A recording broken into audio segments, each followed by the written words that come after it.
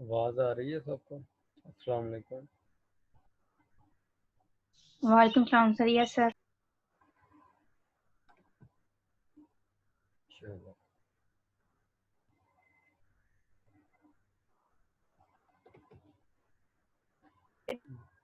जो कल पढ़ा था उसमें किसी को कोई कंफ्यूजन है तो बताएं।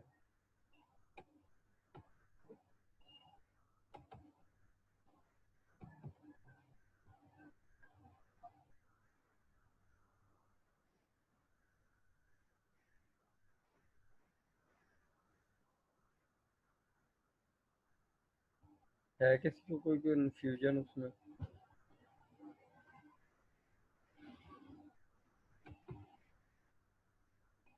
नो। सब कुछ समझ आ गया माशाल्लाह, बहुत सही निकला।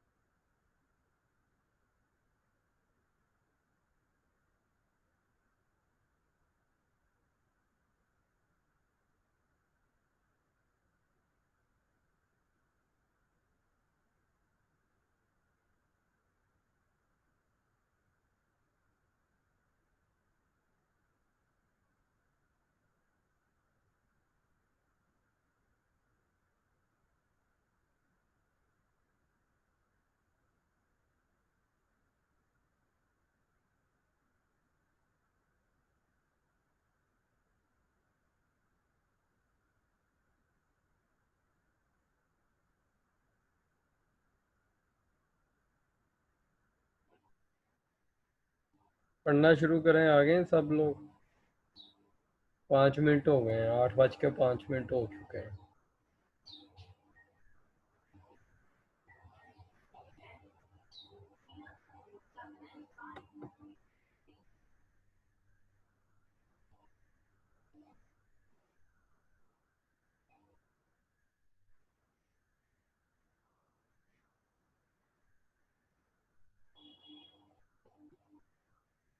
चलें, स्क्रीन शो हो रही है सबको? जी sir.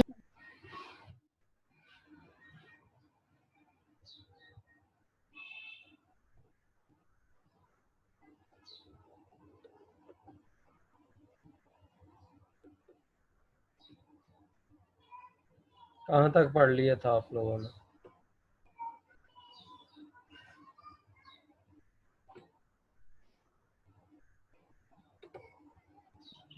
Sir choice of approach से स्टार्ट करना है।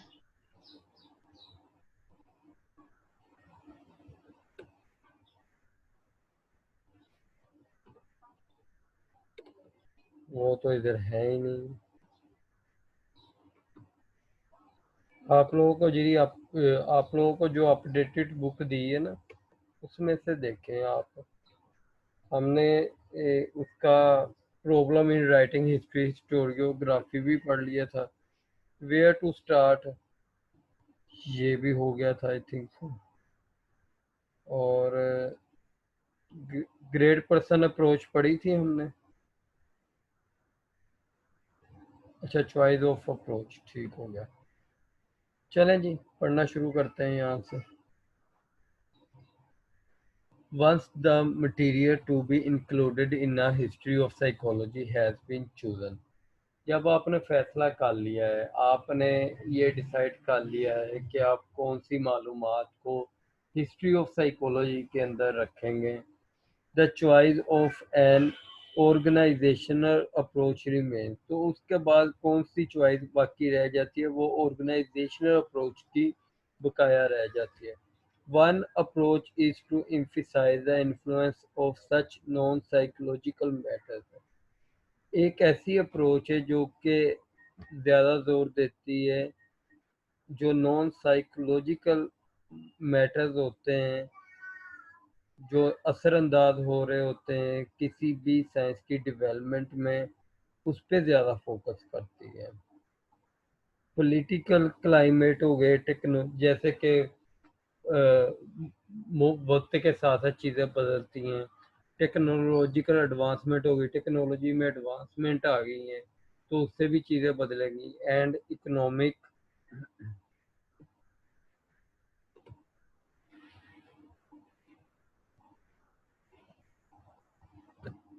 इकोनॉमिक कंडीशन, और इसके साथ साथ इकोनॉमिक कंडीशन में तब्दीली आ जाती है, तो उस पे भी फोकस करेंगे।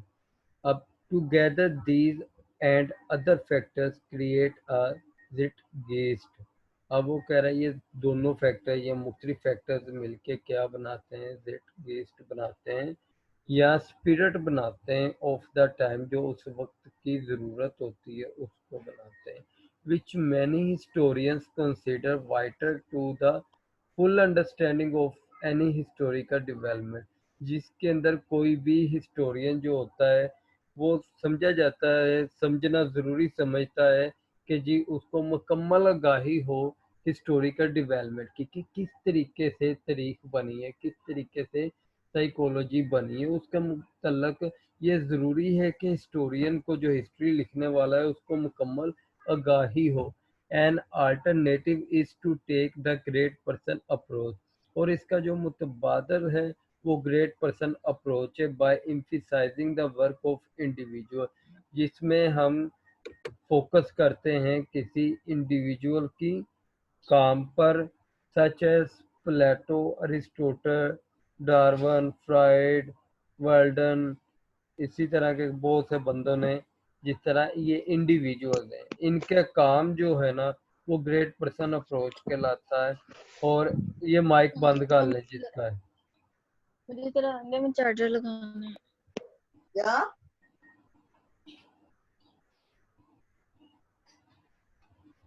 हो गई आवाज बंद? चलो, जैसे कि प्लेटो हो गया, अरिस्टोटल हो गया, डार्विन हो गया, फ्राइड वगैरह हो गए, इन सब embrace the great person approach to the history. ये सब के सब किस अप्रोच के तहत, ग्रेट पर्सन अप्रोच के तहत मौजूद हैं हिस्ट्री के अंदर। Saying that history resolve itself very easily into the biography of a few stout and earnest person।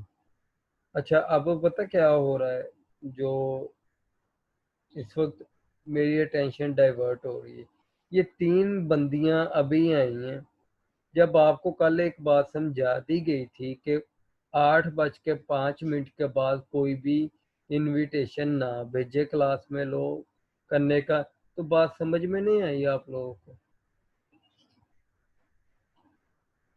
ये फाइका होगी और एक दो और आई हैं। 8:05 के बाद कोई भी क्लास में इंटर होने की इजाजत ना कर ले। सर नेट का इशू था इस वजह से। ये इशू पहले रिजोल्व कर लिया करें ना, 5-10 मिनट पहले उठ के उस मसले को हल करना शुरू कर दिया करें। अब बार बार उस समय पहले इन थी और फिर दोबारा री इन हुई, मेरा डिस्कनेक्ट हो गया था। ये कॉल और आ गया अली हमजा। अली हमजा, आपको अब टाइम मिला है आने का?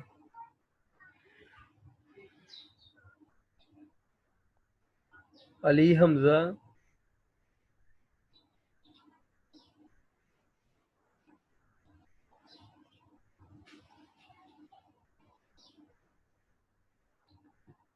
उसके बाद आ जाता है जी, ये सब के सब लोग जो जिनके नाम मैंने लिए हैं, ये जो हिस्ट्री में मौजूद हैं, इनको हम कह सकते हैं कि ये ग्रेट पर्सन अप्रोच के थ्रू हिस्ट्री के अंदर मौजूद हैं।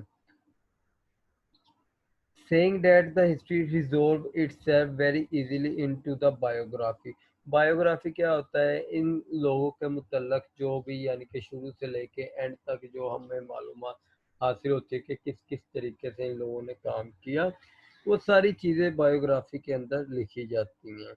Of a few stout and earnest person, और ये कामयाब लोग होते हैं। And other possibility is the historical development approach, showing how various individual and events contribute to change in an idea। एक जो दूसरी एक और मुमकिन जो अप्रोच है जिसको हम कहते हैं हिस्टोरिकल डेवलपमेंटल अप्रोच, वो इस चीज़ को ज़ाहिर कर रही होती है कि किस तरह से एक कुछ अफराद और कुछ वाक़यात जो है किसी आइडिया या कॉन्सेप्ट को बार बार तब्दील करते कई सालों तक। For example, one could focus on how the idea of mental illness has changed throughout the history। मिसाल के तौर पे जो मेंटल इलनेस से मुतल्लक ख्यालात है, कॉन्सेप्ट है, आइडियाज है, वो किस तरह through out the history change होते रहे हैं। अभी तक के इसमें किसी को कोई कंफ्यूजन है तो वो पूछ ले, पढ़ लें पैराग्राफ को। नेक्स्ट चलते हैं।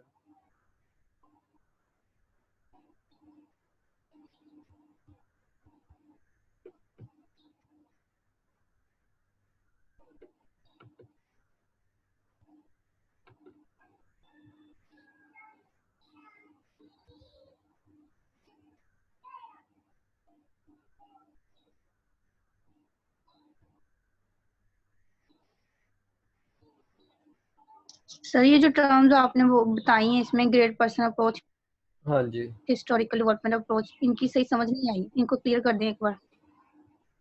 ग्रेट पर्सन अप्रोच वो होता है जिसके आइडियाज़ ही इतने ज़बरदस्त हों कि वो अपने शनाख्त के तौर पे सामने आता है हिस्ट्री में। ठीक हो गया। और जो हिस्टोरिकल डेवलपमेंटल अप्रोच है उसमें ये कहा गया है कि एक ही कंसेप्ट या एक ही आइडियाज़ पे किस तरह मुख्तलिफ लोग या मुख्तलिफ वाक़यात जो हैं वो असरअंदाज होकर उसको थ्रू आउट द लाइफ तब्दील करते रहते हैं। समझ आ गई अब?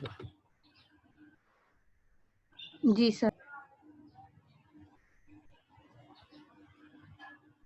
In his approach to the history of psychology, अगर हम अप्रोच पढ़ें हिस्ट्री ऑफ साइकोलॉजी में, our discipline most noted chronicler E.G. Boring, who served as the president of American Psychological Association in 1928। ये एक बंदा था जो 1928 में प्रेसिडेंट था अमेरिकन साइकोलॉजिकल एसोसिएशन का। इसने इस चीज़ पे जोर दिया ज़िटगेस्ट पर। अब ज़िटगेस्ट की अहमियत पे इसने जोर दिया। ज़िटगेस्ट क्या होता है कि कम्बिनेशन ऑफ द फैक्टर्स, जो कि किसी भी आइडियाज़ पे या किसी भी कॉन्सेप्ट पे असरअंदाज हो रहे होते हैं, उनका एक कम्बिनेशन होता है। समझ आ गई है? अब ये फातिमा आरफ आ गई। क्या आप लोग कर रहे हैं, मुझे समझ नहीं आ रही।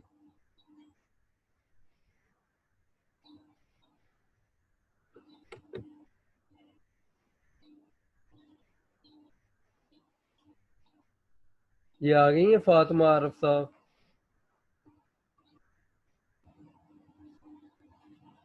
अब बोलना नहीं है इन्होंने। फातिमा आ चुकी है क्लास में, फातिमा आरिफ।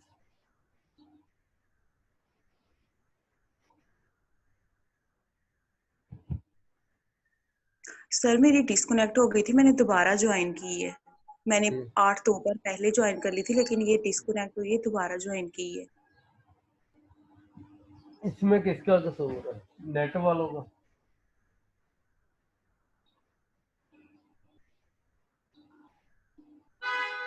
जी सर, नेट का ही है। आप लोग तंग कर रहे हो बार बार। एक जो आके क्लास में डिस्टरबेंस क्रिएट होती है ना, उससे बंदा तंग होता है। Clearly ideas do not occur in a vacuum। अब वो कह रहा है कि ये नहीं है कि खला में या आपने सोचा और आइडिया आ गया। हवाई बातें नहीं होती। अ न्यू आइडिया, एक जो नया आइडिया होता है, टू बी एक्सेप्टेड, उसको कबूल भी किया जा सकता है और उसको और इवन कंसीडर्ड, और उसको शामिल भी किया जा सकता है। Must be compatible with existing idea, लेकिन वो इस काबिल होना चाहिए कि जो पहले से मौजूद एक आइडिया है हमारे पास उससे बेहतर हो। इन other word a new idea will be tolerated. दूसरे अल्फाज में आप ये कह सकते हो कि एक जो नया आइडिया होगा उसको टॉलरेटेड किया जा सकता है only if it arise with in an environment, अगर उस माहौल के अंदर वो पैदा हो गया है, डेट कैन असिमिलेट इट। अब फिर एक और आ गए हैं जनाब साहब।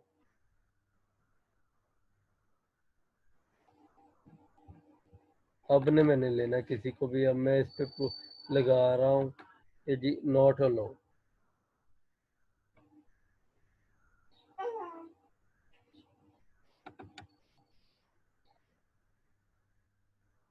उसके बाद आ जाता है जी in other word a new idea will be to, ये वाली एन आइडिया और viewpoint that arise before people are prepared for it. कोई भी ऐसा आइडिया या नुक्ता नज़र जो कि उस वक्त पैदा होता है जब लोग उसके लिए बिल्कुल तैयार होते हैं। It will not be understood well, और ये इतने अच्छे तरीके से समझा नहीं जाता। टू बी क्रिटिकली वैल्यूएटेड, तनकीद के तौर पे। अब देखें ना, अगर मैं पहले से तैयार हूँ, मुझे उसके बारे में पता है, अगर कोई आइडिया आ गया है तो मैं उसको सही तरीके से, क्योंकि मैं पहले से तैयार था, तो क्रिटिकली वैल्यूएशन के लिए यानी कि तनकीद के लिए या उस पर बहस मुबहसे करने के लिए मुझे अच्छी पोजीशन मेरी समझी नहीं जाएगी, क्योंकि मैं पहले ही उसके हक में था। और उसके बाद आया the important point here is that validity. Validity क्या होती है? ट्रूथफुलनेस ऑफ अ टेस्ट, कि आया जो टेस्ट जिस मकसद के लिए बनाया गया है, क्या उसी चीज़ को मेजर कर रहा है कि नहीं कर रहा। ये आने वाली क्लासेस में भी आपके सामने ये टर्म बार बार आने वाली है कि आया जो टेस्ट बनाया गया है किसी चीज़ की ट्रूथफुलनेस को चेक करने के लिए, सच्चाई को चेक करने के लिए, क्या ये उसी को चेक कर रहा है या नहीं कर रहा है। इसी तरह थ्योरी जो बनाई गई है, क्या ये थ्योरी जिस मकसद के लिए उस मकसद को पूरा कर रही है कि नहीं कर रही। उसमें आगे आ जाता है validity is not the only critical point criterion by which idea are जज। अब वैलिडिटी जो है ना, वो is not the only criteria, ये सिर्फ एक ही क्राइटेरिया नहीं है किसी भी आइडिया को जज करने के लिए। Psychological and sociological factors are at least as important. इसके साथ साथ जो साइकोलॉजिकल और सोशोलॉजिकल जो हैं फैक्टर्स, वो भी बहुत ज़्यादा अहमियत के हामिल होते हैं। न्यू आइडियाज ऑलवेज जज with in the context of existing idea. जब भी कोई नया आइडिया आपके जहन में आता है तो पहले से मौजूद आइडियाज को जहन में रखते हुए हम उसको जज करते हैं। If new ideas are close in, अगर आप पेन लेने चले जाएं तो आप देखते हैं कि मेरे पास पहला पेन ये था, तो इसकी अच्छी है या नहीं राइटिंग अच्छी, तो आप उसको ज़हन में रखते हुए नया पेन लेते हैं। इसी तरह जो पहले से आपके ज़हन में आइडिया होता है उसको मद्देनज़र रखते हुए आप न्यू आइडिया को जज कर रहे होते हैं। If new idea are close enough to existing idea, अगर नया आइडिया इस कदर करीबी है पुराने आइडिया से, that will at least be understood, तो उसको आसानी के साथ आप समझ सकते हैं। वेदर दे आर एक्सेप्टेड, और उसको कबूल भी कर सकते हैं और उसको रिजेक्ट भी कर सकते हैं और उसको इग्नोर भी कर सकते हैं। इज एन अदर मैटर, ये एक अलग मकसद है। यानी कि अगर एक आइडिया आपके जहन में है और दूसरा आइडिया जो है उससे काफ़ी हद तक मिलता जुलता है, तो आपके पास ये ऑप्शन होगा, आपको फौरी तौर पे उसकी समझ आ जाएगी। अच्छा, तो ये वाली चीज़ है। जैसे एक पहले लैपटॉप है, एक न्यू जनरेशन लैपटॉप आ जाता है, आपको फौरी तौर पे समझ आ जाती है, लेकिन आप ये फिर कंपैरिजन करते हैं तो इससे बेहतर है पहले ही रख लें, या पहले वाले को छोड़ के नए वाले को कबूल कर लें, या नए वाले को छोड़ दें या इग्नोर कर दें। इस तरह की सिचुएशन में से आप गुजरते हैं। The approach taken in this book is electric. अब वो कह रहा है हिस्ट्री लिखते वक्त जो इस बुक के अंदर अप्रोच यूज की गई है उसको हम कहते हैं इलेक्ट्रिक। ठीक है। That is this book will show the some time the spirit of the time. इस बुक के अंदर अब देखें हमने ऊपर मुख्तलिफ पढ़ी है। एक तो हमने पढ़ा है स्पिरिट ऑफ द टाइम, बाद में मुख्तलिफ ग्रेट पर्सन अप्रोच, फिर हिस्टोरिकल डेवलपमेंट अप्रोच। तो वो कह रहा है कि ये बुक इस तरह से लिखी गई है कि किसी एक अप्रोच के साथ नहीं लिखी गई, बल्कि मुख्तलिफ अप्रोचेस के साथ बना के इसको लिखा गया है, जिसको हम कहते हैं इलेक्ट्रिक अप्रोच। इसमें दो या दो से ज़्यादा अप्रोचेस शामिल हों किसी भी चीज़ को लिखने के लिए। तो अब इसी पैराग्राफ में भी यही वाली बात वो बता रहा है कि spirit of the time clearly produce great individual. अब जो उस वक्त की ज़रूरत होती है वो उस वक्त के अजीम लोगों को पैदा करती है। And that sometime great individual shape the spirit of the time. और बात का इस तरह होता है कि जो फ़र्द होते हैं वो उस मुनासिब वक्त पैदा करते हैं, या उस वक्त जो यानी कि एक स्पिरिट ऑफ टाइम होता है उसको पैदा करते हैं। यानी कि दोनों ऑपोजिट है, या वक्त ग्रेट पर्सन को बना सकता है या ग्रेट पर्सन वक्त को बना सकते हैं, दोनों ही चीज़ें हो सकती हैं। At other historical movement we will see how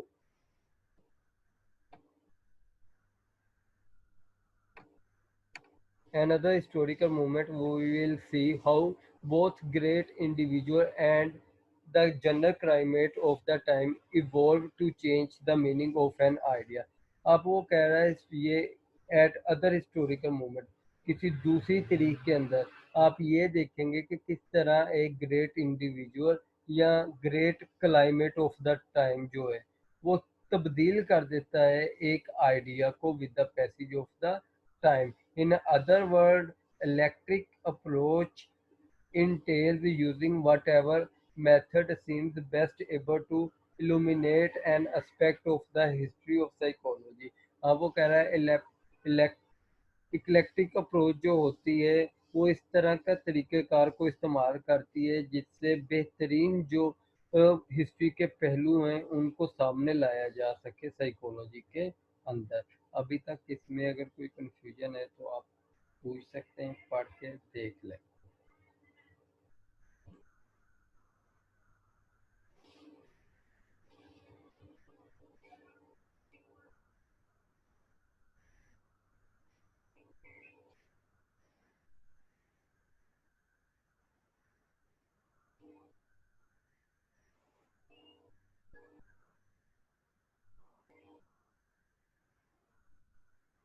sir ये इसका थोड़ा सा मजीद क्लियर कर दे कि इलेक्ट्रिक अप्रोच में मतलब दो अप्रोचेस को इकट्ठी हम किस तरह से डिस्क्राइब कर रहे हैं।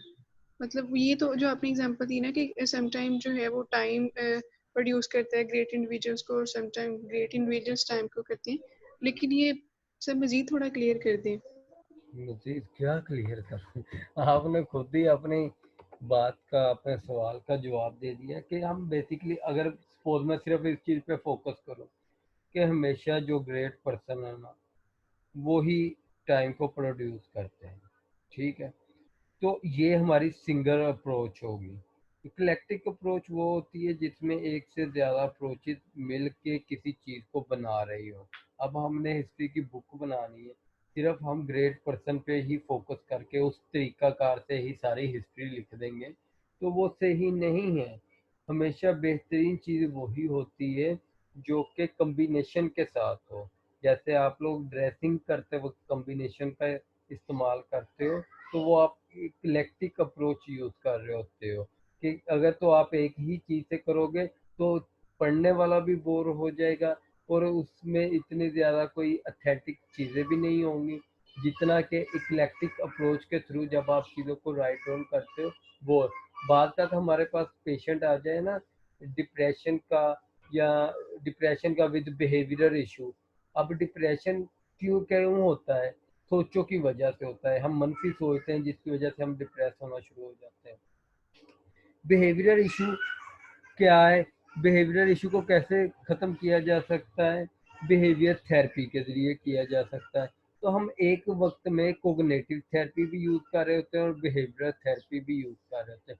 कोग्निटिव थेरेपी हमारी मनफी सोचों को ख़त्म कर रही होती है, बिहेवियरल थेरेपी हमारे बिहेवियर को चेंज कर रही होती है। अगर हम सिर्फ कोग्निटिव थेरेपी यूज़ करेंगे तो बिहेवियरल इशू तो वैसे ही रहे, अगर हम बिहेवियर थेरेपी यूज़ करेंगे तो मनफी सोचे तो वैसे ही रहें।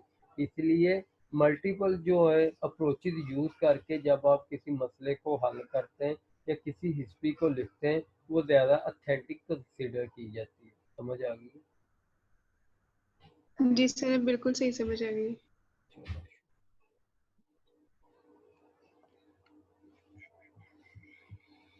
अच्छा जी, उसके बाद आ जाता है हमारा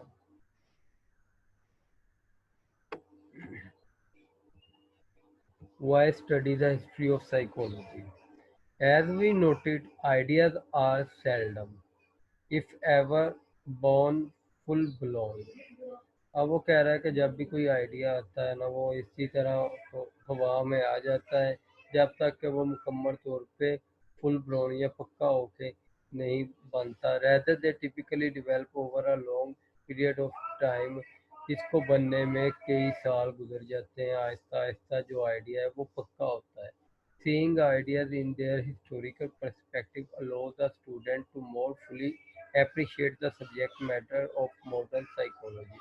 अब वो कह रहा है अगर आप आइडियाज़ को देखते हैं हिस्ट्री के अंदर, तो एक स्टूडेंट जो है, जो साइकोलॉजी का स्टूडेंट है, हिस्ट्री के अंदर उसने मुख्तलिफ आइडियाज़ देखे हैं, तो वो इस काबिल हो जाता है, इस काबिल समझ रखना शुरू हो जाता है हिस्ट्री पढ़ के कि आखिर मॉडर्न साइकोलॉजी का सब्जेक्ट मैटर क्या है, मॉडर्न साइकोलॉजी किस चीज़ पे फोकस कर रही है।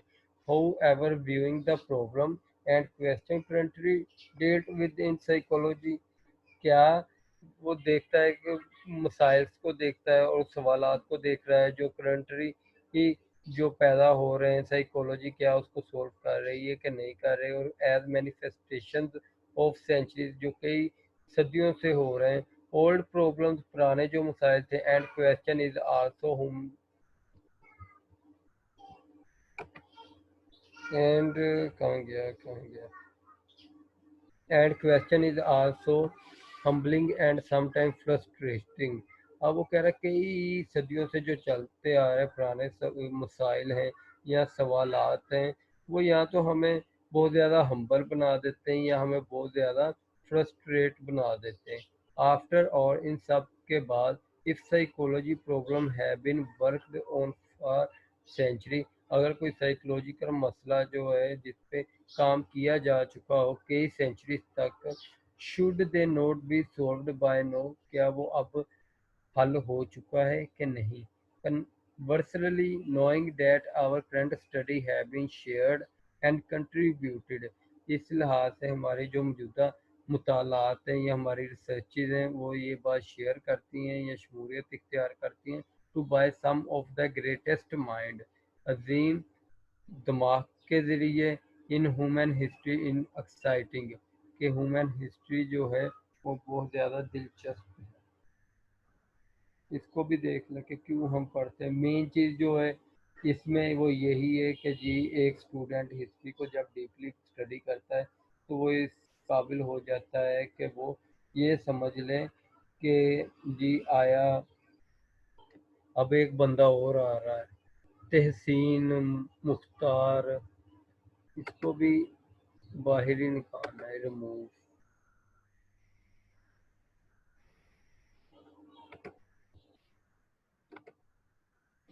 इसको अब टाइम मिला है। अच्छा जी, इसमें बेसिकली यही कहा गया है कि अगर स्टूडेंट हिस्ट्री को पढ़ लेगा तो वो हिस्ट्री के व्यू पॉइंट्स आइडियाज़ को डीपली स्टडी करेगा तो वो इस काबिल हो जाएगा, उसे पता चल जाएगा कि मॉडर्न साइकोलॉजी के अंदर सब्जेक्ट मैटर क्या है, और जो क्वेश्चन जो प्रॉब्लम्स कई सालों से चली आ रहे हैं क्या वो अब तक हल हो चुकी है क्या नहीं हो चुकी। और इन हाफिज दाऊद शरीफ, ये भी अब जाएगा रिमूव में। सर आपकी आवाज बहुत कट कट के आ रही है। अब ठीक आ रही है? सर लाउड आ रही है लेकिन कट कट के आ रही है। कट कट के आ रही है, अब मुझे ये नहीं पता कि कट कट के क्यों आ रही है। जब ठीक हो जाए तब आप बता दीजिएगा, तब बाकी पढ़ते हैं। अब आ रही है ठीक? बाकियों के साथ भी इसी तरह आ रही है? बाकियों को भी इसी तरह आ रही है?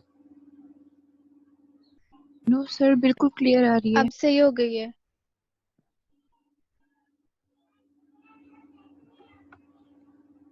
अच्छा जी, deeper understanding. With greater perspective comes deeper understanding. आप किसी अजीम नज़रिए के साथ आए तो आपको उसके साथ साथ एक गहराई में अंडरस्टैंडिंग होगी. With a knowledge of history, अगर आपके पास हिस्ट्री का नॉलेज है, the student need not to take on faith the importance of the subject matter of modern psychology. तो स्टूडेंट जो होगा उसको ज़रूरत नहीं पड़ेगी कि वो पुख्ता यकीन रखे सब्जेक्ट मैटर ऑफ साइकोलॉजी की अहमियत पे. A student with a historical awareness knows, एक स्टूडेंट जिसको हिस्टोरिकल अवेयरनेस होगी वो ये जानता होगा where psychology subject matter came from, कि कहाँ से साइकोलॉजी का सब्जेक्ट मैटर आया है और वाई इट इज़ इम्पोर्टेंट, और ये क्यों अहम है.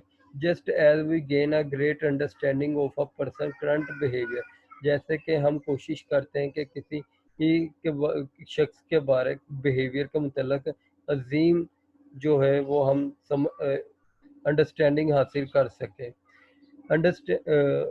बाय लर्निंग, किसके थ्रू, लर्निंग के through, more about the person past experience, और इसके साथ साथ उस बंदे के मादी में कैसे किरदार रहा है उससे हमें उस बंदे की मुतल्लक उसके किरदार के मुतल्लक एक अजीम अंडरस्टैंडिंग आ जाएगी, क्योंकि इसमें भी पास्ट एक्सपीरियंस आ जाता है, हिस्ट्री भी पास होती है.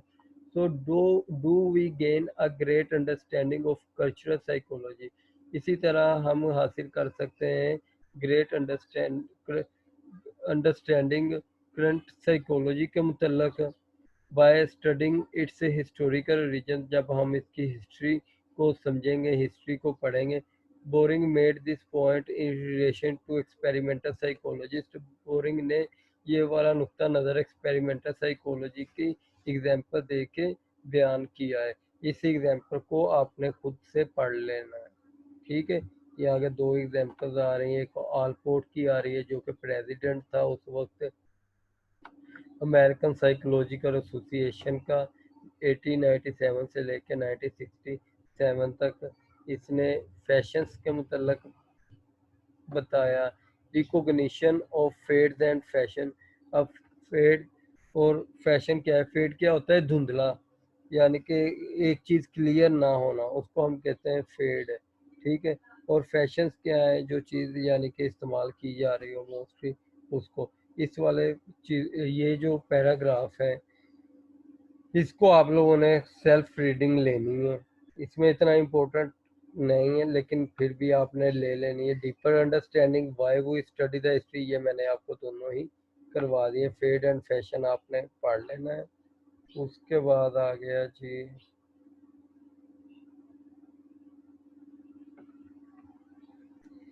नेक्स्ट जो होगा ना वो फिर हम उधर से करेंगे. अभी पहले ये पढ़ें, जितना हमने पढ़ लिया ना इसको पढ़ें. ये पैराग्राफ भी पढ़ लें, यहाँ तक पढ़